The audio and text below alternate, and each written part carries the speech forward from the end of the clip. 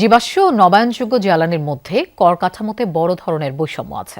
বিদ্যুৎ ও জ্বালানি খাতের মোট প্রকল্প ব্যয়ের ৮৭% জীবাশ্ম জ্বালানি ভিত্তিক প্রকল্পে যাচ্ছে, যেখানে নবায়নযোগ্য জ্বালানির অংশ ৩%। আজ প্রেস ব্রিফিংয়ে এমন পর্যবেক্ষণ তুলে ধরে সিপিডি।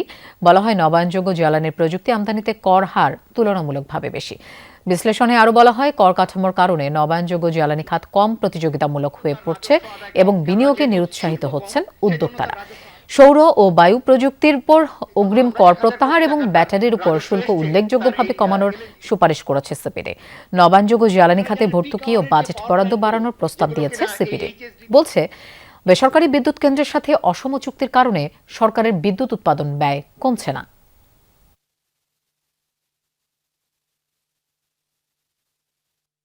কাউকে ফেভার করা, কাউকে ডিসফেভার করা, এভাবে করেই কিন্তু আমরা দেখা যাচ্ছে যে আমরা এক ধরনের সুবিধা জীবাশ্ম জ্বালানি ক্ষেত্রে রেখেছি এবং অনেক সময় আমরা ভ্রান্তভাবে বলি যে হ্যাঁ এটা কম্পিটিটিভ না আর ওটা কম্পিটিটিভ, কিন্তু পুরো জিনিসটি কৃত্রিমভাবে একটাকে কম্পিটিটিভ করে রাখা এবং কৃত্রিমভাবে আরেকটাকে আনকম্পিটিটিভ করে রাখা, এই জায়গাটি কিন্তু এখানে বলবার জন্যই এই বিষয়টা অবতারণা করা।